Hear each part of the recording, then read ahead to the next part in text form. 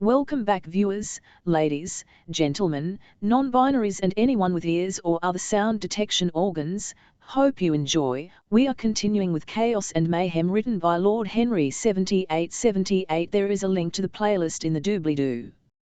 Chaos and Mayhem, a sexy space babes story part 24. Terrible idea, Mom said as I went to the fridge and got a beer.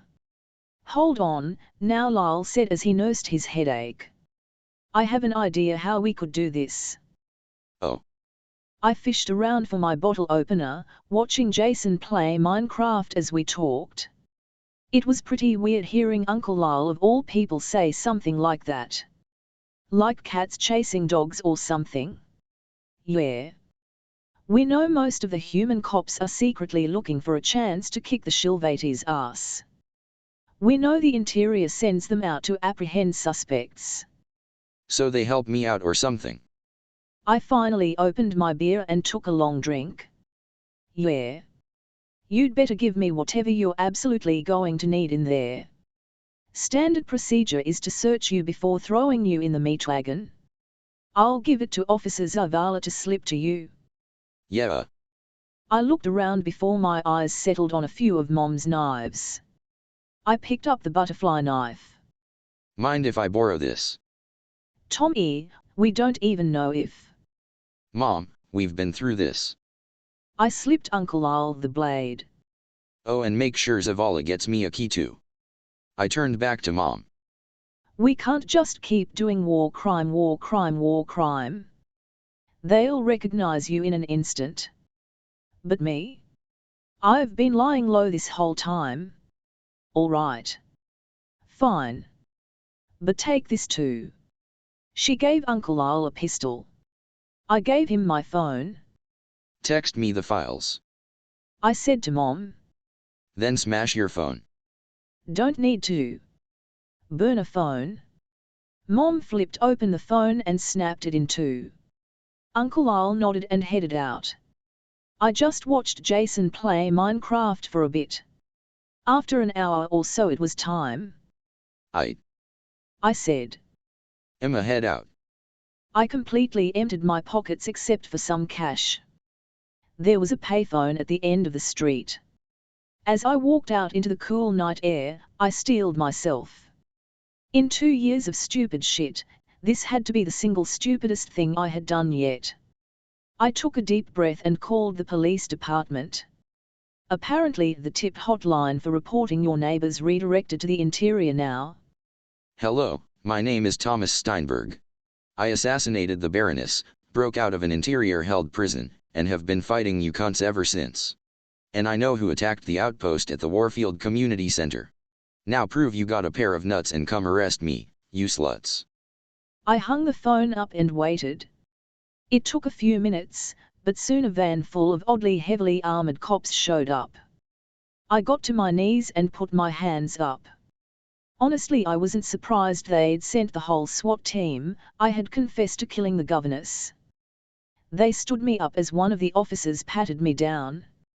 I didn't even pay attention as he read me my rights. I knew the Shilvati would violate them anyways. I was cuffed and led into the van. Sorry about this, one of the officers said as he put a bag over my head. Interior policy. He stuck something in my sock, and a key in my hand. After a half hour or so, I could feel the truck stop. I was stood up once again, and helped out of the truck, before someone took the bag off my head. I was in a hotel room. They must have been using these rooms as holding cells. Complete with the original bed and everything. Soon enough, a perp walked on in. Her uniform had those blue stripes interior. She was flanked by 2 Marines, or whatever the interior called their tactical unit. Mr. Steinberg, she said. Enemy of peace, mankind, the Imperium, and all-around asshole. Before we get started, just know that in here, you have no rights, and no protections. Okay, so nothing has changed. I was feeling bitchy, and the annoyed expression on the interior girl's face warmed my heart. The Marines looked like they were trying not to laugh. The interior girl rolled her eyes. Fine. Sure.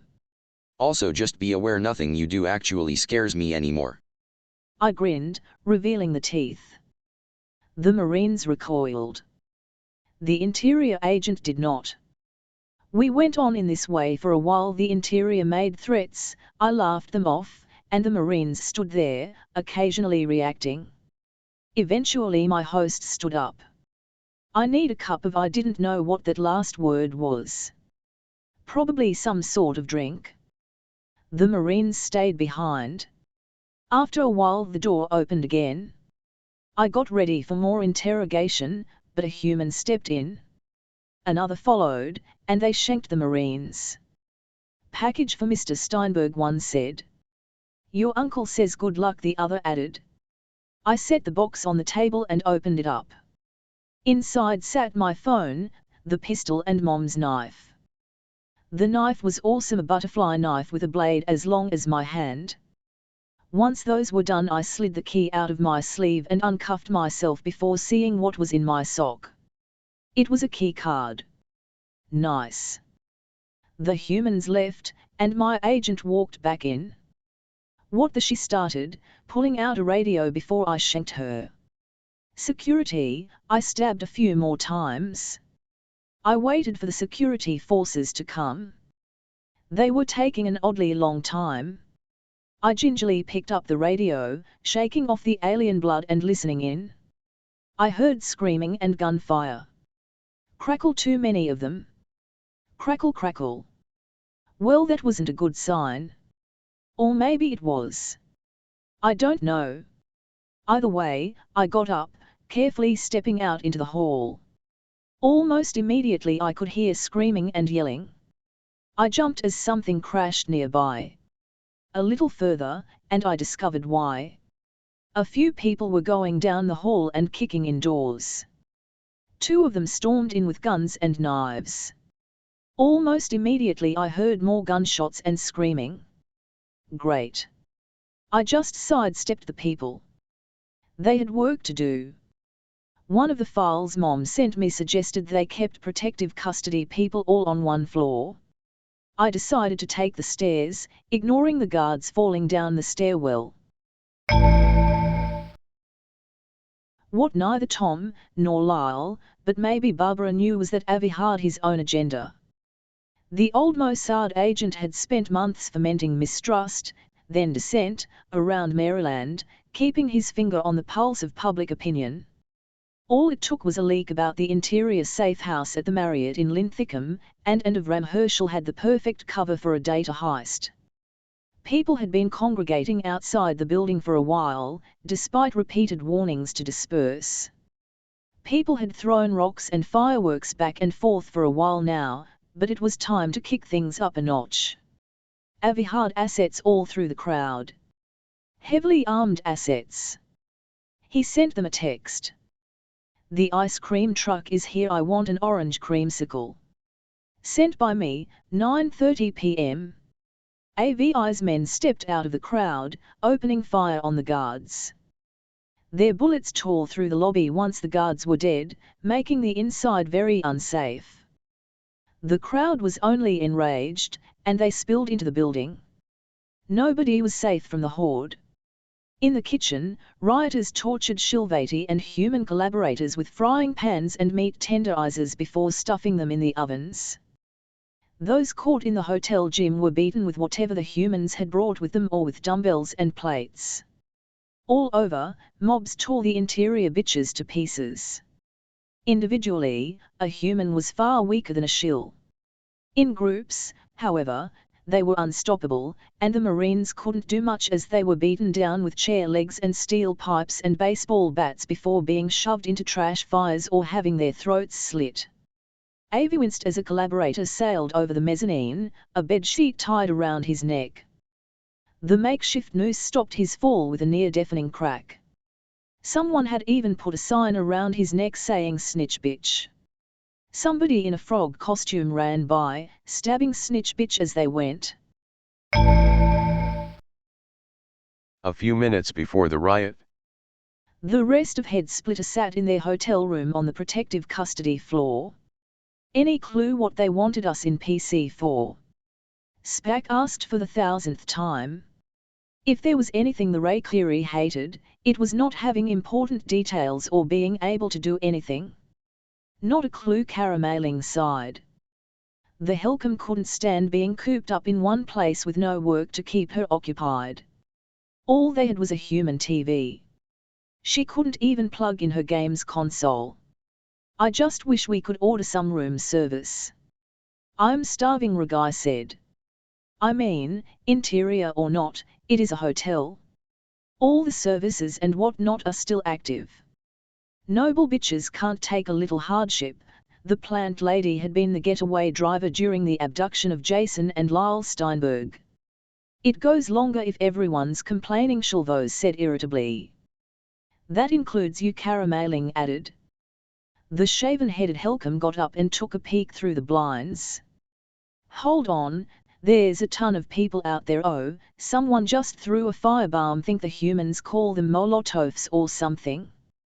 Carameling continues narrating the riot. There's a lot of people out. Oh shit, they have guns. Somebody yelped as gunfire tore through the wall, blasting chunks out of Carameling. The Helcom flopped to the floor, looking more like a sack of bloody flesh than a person. Shulvos looked pained. Grumpy and bitchy as she could be, Yeskarata knew she cared for her squadmates more than anything in the world. Carameling Spack yelped. She and Yeskarata dragged the Helcom away, but it was obviously too late. She was missing a decent chunk of her head. Ragai, meanwhile, fiddled with the door. Oh divine clitoris, she growled. Fucking interior, treating us like prisoners. Incoming. Spack yelled. The huge, fluffy Ray Cleary smashed her shoulder into the door, barreling right through and continued into the hall. The remaining members of Head Splitter continued out into the hall. Staying in that room was a death sentence. Yeskarata suspected, however, that going out into the hall was going to be just as dangerous. The four continued down the hall, occasionally dispatching a rioter. Memorably, Spack grabbed a human with a large metal club of some sort and threw him up through the drop ceiling. She looked guilty as the human flopped to the floor. Nobody wanted to be a brother beata. Incoming. Shulvos yelled. A huge crowd of humans ran towards them. Yeskarata immediately pulled down a vending machine on a few. They hollered as the heavy machine barreled them over. The next, Spack bit a chunk out of. Ragai wasn't much of a fighter, she just threw any human who came near her to the side. Shulvos, though, was going whole Turox. She ducked under swings, grabbing the weapons used against her, snapping arms, and kicking in knees. She was a baitus. Was. Soon enough, the crowd parted, revealing Steinberg. So you all are the cunts who've been causing so much trouble. The human raised his pistol. Most of the shots missed, but one of the tiny bullets hit Ragai. The plant lady doubled over coughing, but Steinberg was on her almost immediately, sinking his steel teeth into her face. Ragai howled as the human ripped away a chunk. Soon as Shulvos and Yeskarata pulled him off, Spack kicked him into a closet. The door smashed and fell in on him, along with shelves of cleaning supplies. The human slowly pulled himself out of the closet with a groan. He drew his knife. Of course. Shulvos threw a punch, then cried out in agony as the knife went through her arm and slid towards the elbow, unzipping the muscle from the bone. A few more stabs and Steinberg kicked her aside before pouncing on Ragai again.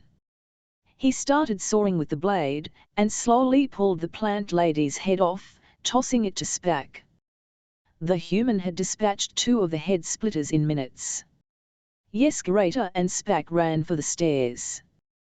With what looked like Agent Shulvos and Driver Ragai dead, I chased after the last two. These bitches were good. They took the stairs, bounding over the railings to the lower flights. I did the same, dropping past the second floor, then the lobby, where I saw rioters hanging soldiers and beating them like pinatas, all the way down to the parking garage. I ran after Yeskarator and Spack, past the cars and Shilvati transports and other military equipment. Hold on, I stopped and looked around. Where had they gone? Then I heard the roar. They had started a transport. Let's see, I spied one of the human collaborators trying to get out of this mess. I threw myself through the windshield and cut his seat belt. Please don't leave me to the rioters. They'll kill me. And I won't. I threw him out the front and took the Dodge Charger, speeding out into the night. By now, according to the car's clock, it was about midnight. I zoomed after the transport, rapidly closing the distance between us on their left. Whoever drove the thing slammed hard into me. I could feel it in my teeth, holy shit. And they slammed again. Holy shit, nice as this car was, it was getting junked quick. Hold on. I had an idea. Soon as they tried to slam again, I hit the brakes. They missed me, skidding further to the left than they'd intended. I came back up on the right and smashed into them, forcing the both of us into oncoming traffic. A tractor-trailer blared its horn just before it crashed into the transport, sending it flying off the road, and me spinning. When Yeskarator came to, the human was standing by the crash with a red canister. She had been thrown from the crash, and couldn't move. Judging from the pain in her back and the numbness below, she had broken her back. There was also a lot of blood. Even lying on her side she could see the metal through her chest. Spack wasn't so lucky. She was still in the wrecked transport. The Ray Cleary whined like a dog as the human poured something from the red canister all over the car. He tossed on a light and the car went up with a fume. Yeskarator could hear the Ray Cleary screaming as she immolated. Then Yeskarator's blood, what was left of it, ran cold. The human was looking down at her, surveying the damage. You'll die soon enough, he muttered before leaving. But Yeskarator didn't die. Somehow she held on. Spite was an unfamiliar feeling to the Shilvati. You didn't destroy your body to hurt someone else, but Yeskarator felt as if every second she held on was another middle finger to the human. Eventually, she saw the light. Is this it? She tried to mutter. She couldn't even make a sound as something lifted her up. Then she saw the armored faces of combat medics pulling her into a medevac. The light was a medical transport. She could barely hear what they were saying, but that makes two survivors, one muttered to the other. End of chapter. If you enjoyed, like, subscribe, click the bell so you don't miss any episode and do all the other YouTube stuff. Visit and support the author, all the relevant links are in the doobly-doo, and comment your opinions, good or bad. And I'll see you next time. And as usual, have a wonderful day.